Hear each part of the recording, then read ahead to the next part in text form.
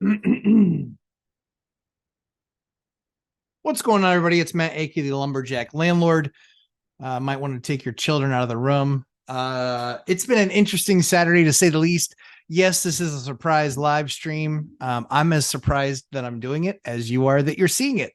But wanted to spend some time with you guys today because I've got a couple kids at a birthday party. And so the wife and I had to divide and conquer. And the conquered is upstairs, sleeping, taking her nap. So wanted to come hang out with you guys, answer some questions because I'm not going to be doing a live stream tomorrow. And so wanted to spend some time with you guys as I look forward to it every weekend, probably more than you guys do. But won't be doing a live stream tomorrow because I will be teaching a class. I will be teaching a class tomorrow during my normal live stream time. So what I wanted to talk to you guys about today is, yes, it's a surprise live, but also wanted to talk to you about something that I've seen. Is the right word rash? It's not that kind of channel. But a rash of idiocy from tenants.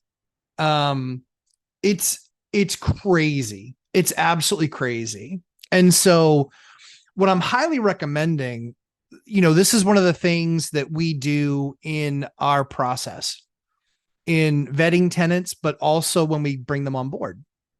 When we onboard those tenants, we have a list of essentially like rules of engagement, kind of how we do things. And so when we follow that or when we go with that, what I think is really cool is that works for most people. And then there's always the exceptions to the rule. They're different, they're special. Everything's a federal case, everything's a problem. And that quickly turns into, okay, we need to watch this situation. They were great in the process. They were great in the interview process. All their references checked out. So we always give them the benefit of the doubt. We're also always willing to work with them. Hey, somebody moves in and says, hey, yeah, there's these three or four things. Sounds good. Awesome.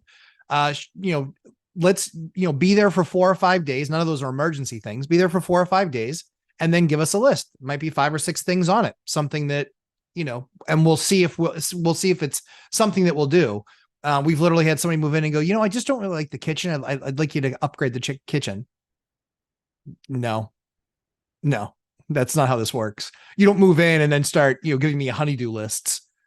Let's upgrade the kitchen, dear. Nope. I have one wife already. You ain't it. So I think what's really important is that in part of our process and what we teach in the course is how to properly interact with tenants. I will still say it, guys. That I just tell you exactly the way it is. By far, my biggest issue tenants are Section 8. They are maybe 20%, 15 to 20% of our unit count. I haven't done an update in the last 30 days, and we had 3 new Section 8 tenants join. But the fact of the matter is that they are still 800% of our issue flow.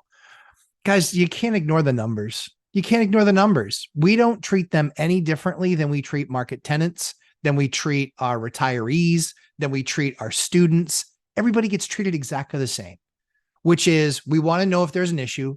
Gas, fire, flood, or blood. We want to know. Gas, fire, flood, or blood. We want to know. Now, when you smell gas, don't call the landlord first. No, you call the gas company first. Yeah. Don't call the landlord first. I don't have a gas license. I can't, what do you want me to do? It's gas. I don't have a gas license. If a pipe is leaking, I'm not a gas fitter. I'm not a gas piper. Call the gas company. Everyone should know this. This is really simple blocking and tackling stuff that most people should know. And it's on the list. I can't read the list for you.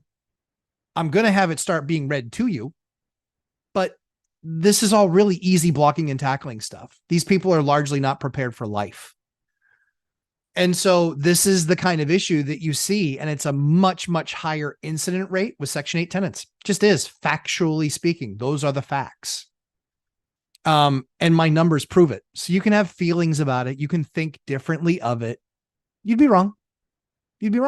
My numbers prove my theory. My theory was based on my numbers. So what we see is this, we see this consistently. And I don't blame the HCV worker, the housing choice voucher workers. I don't blame them. They're being given the tenant that's qualified for the voucher. And when it's their turn in line, so long as they meet the criteria, they get the voucher. It's not HCV's fault. It's not their fault. They're the ones on the front lines working really hard because they're having to balance between an idiot tenant and an idiot landlord. They have to run that balance. Their job is to make sure that they're housing people, but the other part of their job is that they're housing them in a place that, you know, passes inspection and does all that it needs to do. And what you will find with Section 8 tenants is that they are largely more litigious as well. They are largely more litigious because often every service to them is free. It's free. It's free for them to call legal aid. They got nothing but time. So they'll light up the phone boards and the switchboards pretty much anywhere, just trying to get some attention when there's any issue whatsoever. And the crazy thing about it is that I have examples one after the next, after the next, after the next, right on my phone of me telling them a number of times, I've already spoken about this with housing. You need to call housing. I'm not calling them. I don't have a different answer for you. You can ask mom and dad the same question multiple different ways, and it's not going to get you a different answer. So what I would encourage you guys to do is have processes like we have in place, because this drastically reduces the amount of drag that we have to suffer through. The other thing too is that document everything. Absolutely document everything. You'll need to see whether or not your state supports, you know, it in text messages or it in emails. I know that our state, I know that when it comes to landlord tenant, I know that the judge will review text messages. So we always want to have our text messages available to them. But again, it's something where as landlords, it's our responsibility to curate an experience. It's not our responsibility to upgrade the unit and make it perfect for a tenant moving in, no matter what. It says in my lease, as you're moving in, that's what the unit is. It's no more, no less. We have somebody withholding rent because I won't build her shelves. Are you kidding me? Yeah, she's withholding rent because we won't build her shelves. She's getting a notice. She's getting it tomorrow, actually, because she's a dope. This is what happens, guys.